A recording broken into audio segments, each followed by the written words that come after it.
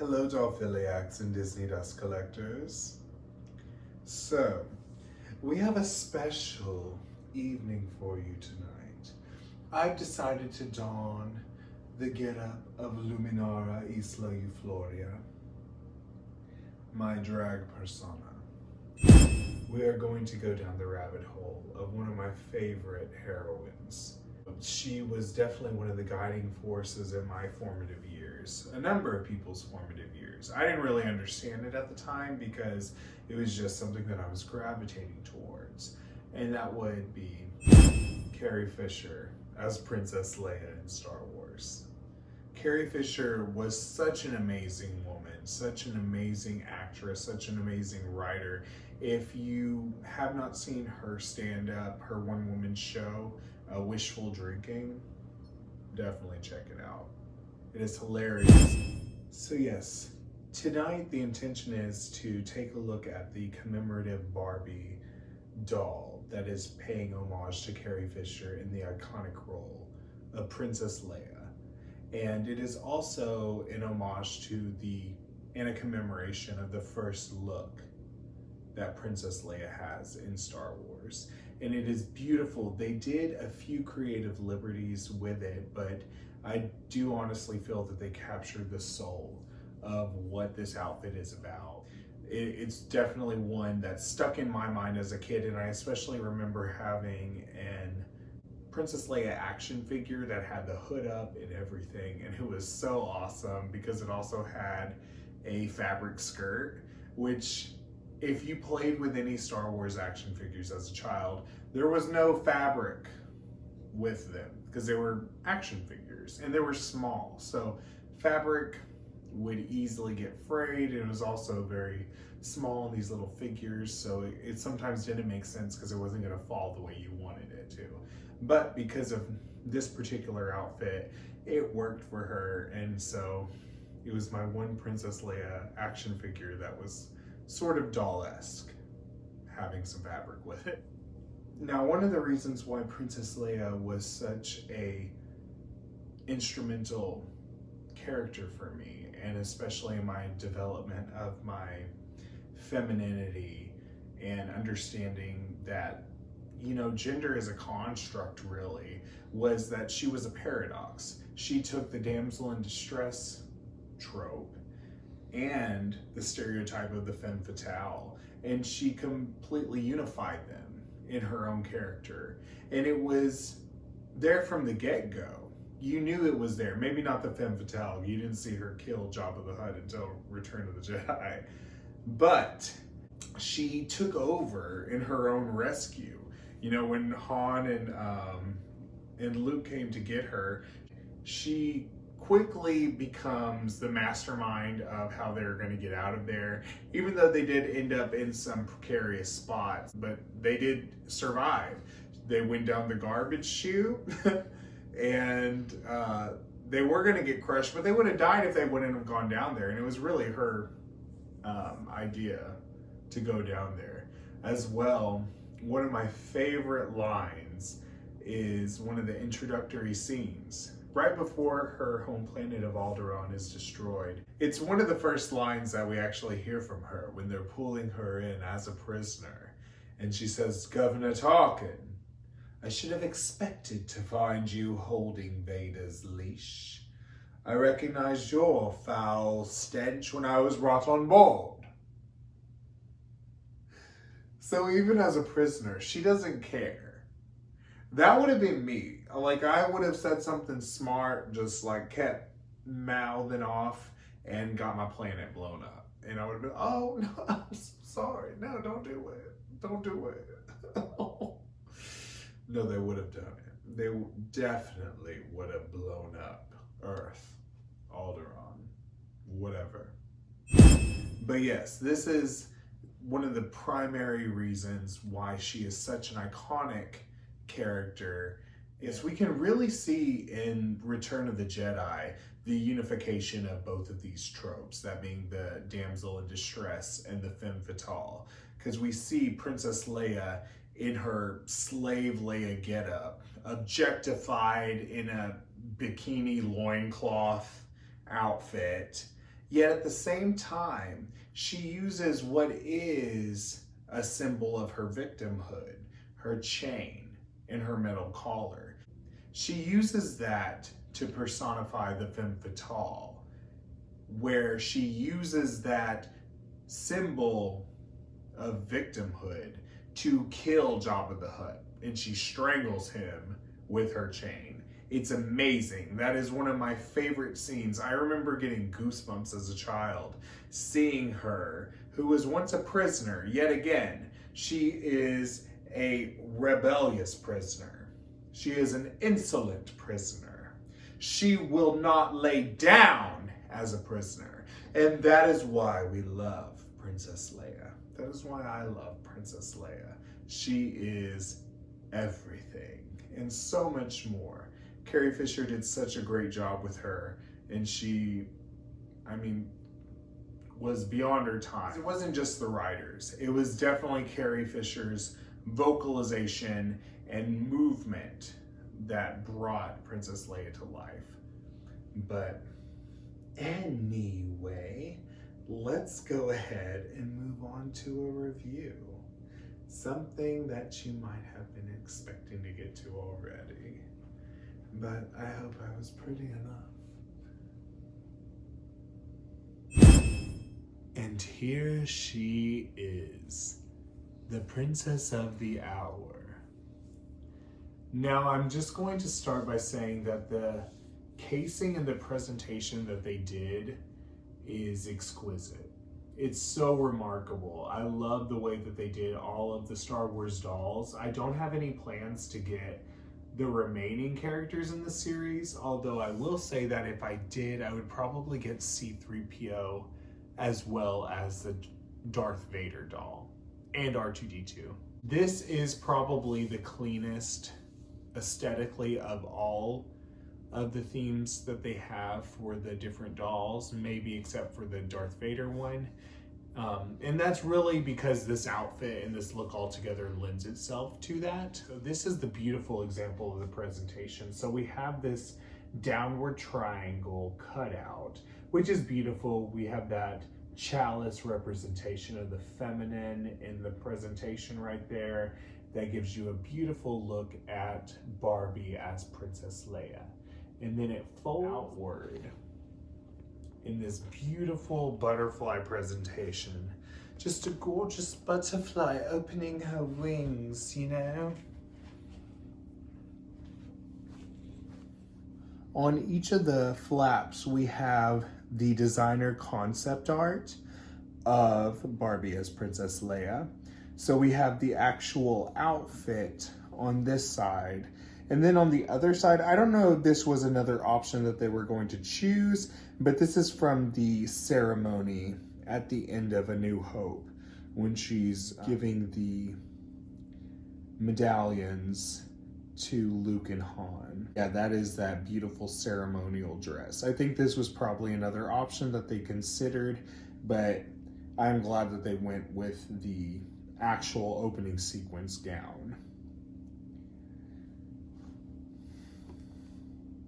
And so you can see it is a very clean aesthetic. Brown is going, and silver and peach are going to be the only real hues that you see outside of black and white.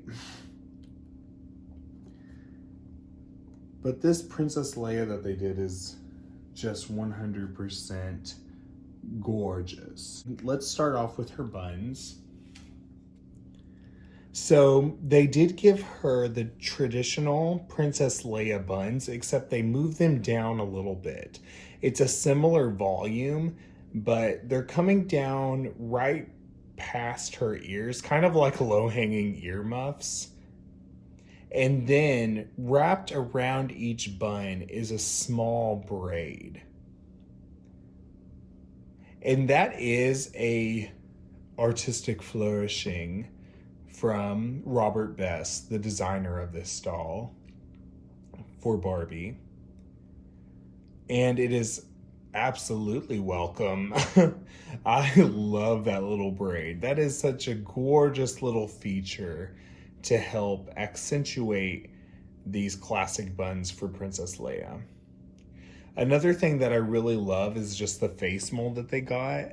They got her a little bit more like Latina looking than what I would consider Carrie Fisher. She just has, much more plump lips. The lips are fuller and the eyebrows are a bit thicker with more shape. But I love that overall. Carrie Fisher as Princess Leia does have brown eyes, which lends itself to making her more of a Latina looking character. In the eye makeup, they have the little white inset inner corner of the eye. There's a little white in the inner pocket in the inner corner of the eye, which is so beautiful. I love that little detail, and then it fades out to a smoky gray all around the almond shape of the eye. And then the lip, they did give it a nudish lip, but it does have pink and peach tones in it. But yes, I love the deep peach and pink tones that they have in the lip. So it resembles a nude lip, but it's not. Perfectly accentuated. And as well, they do give her this beautiful Princess Leia-esque necklace, which is painted silver to give it that metallic finish. And that actually matches the metallic peplum belt that they give her. If you notice, the shape at the pendant of the necklace is the same as the shape on the peplum belt of the collar.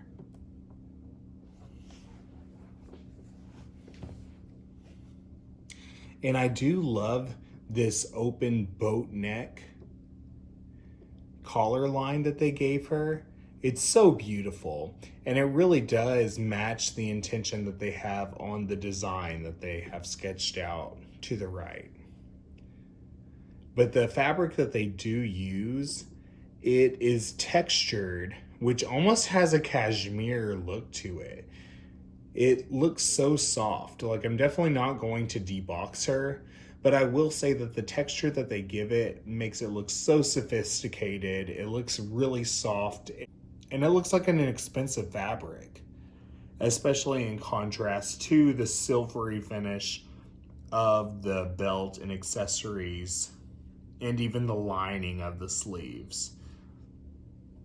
Because they do give her these long, dramatic floor-length sleeves from the gown. And inside that, we have a metallic, pearlescent finish lining, which that really helps give the white silhouette some dimension, because we see the different textures and how they are reflecting the light. And you can definitely see that the lining is giving off that more reflective surface. And I'm glad that the dress overall isn't doing that, because that's not what the dress did in the film. But at the same time, it's giving you that kind of satin look that you're wanting in a more expensive collector doll. Is that she has a little handbag. You can't really see it, but it's the symbol of the Rebel Alliance. So I'll just turn this around here. We have the Rebel Alliance symbol right there on the back of the box. But yeah, she does have that. It looks like a little canteen actually, but it's a clutch. And this is a model muse body type, but it has the double bent arms. And the hand molds are actually really nice. I don't know if you can see that, but there is a lot of, even though the model muse is not articulated, there is a lot of definition and realism in their hand molds.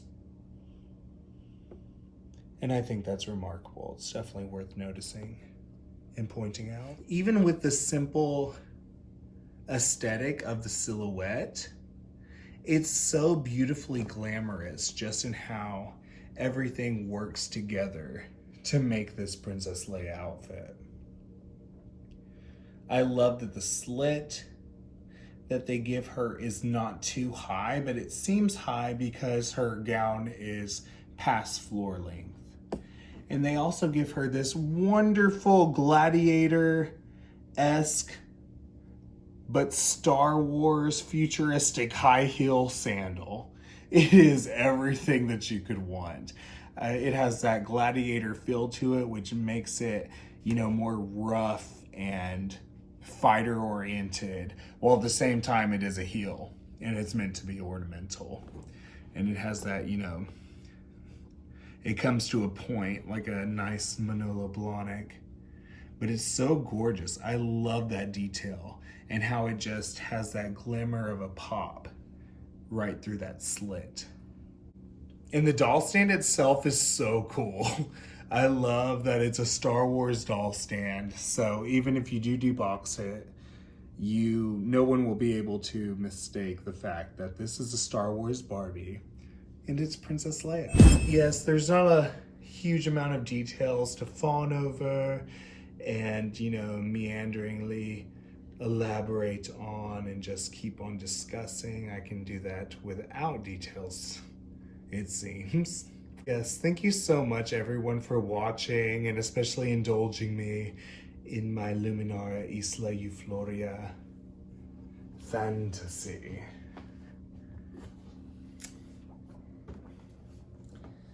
Yes, like I was saying, Princess Leia is definitely one of my favorite heroines, such an icon to the world, but to me, especially in my formative years.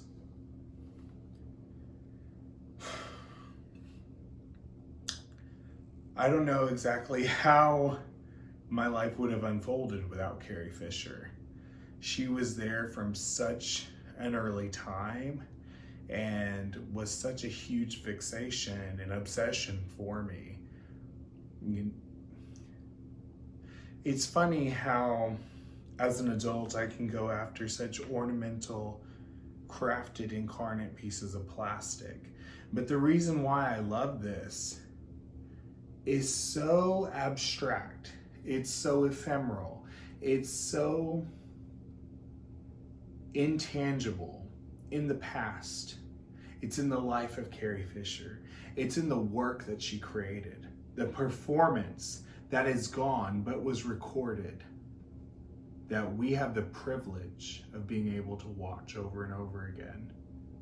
And as a matter of fact, I think it's been too long. I think I need to revisit the films, Carrie Fisher's acting, just why it is that this plastic is my heart. So yeah, I'm gonna go cry now to all Philly X and Disney Dust collectors. But you know, I am immensely grateful for all of you who watch, for all of you who care. Please definitely like, comment, and subscribe if it's something that it rings true to your heart, because it's definitely something that's timeless for me and Carrie Fisher will always be a part of my soul. So yeah, everybody have a good night. It's a good start to the weekend. We have power here in Austin. We've been out in the dark and in the cold for the last week. That's kind of one of the reasons I was inspired to get all gussied up and do this video. But yes, hope you like. You know,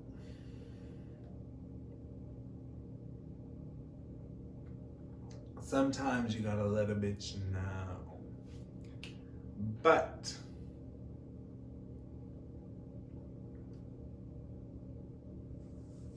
oh shit. Did I fuck up my lip?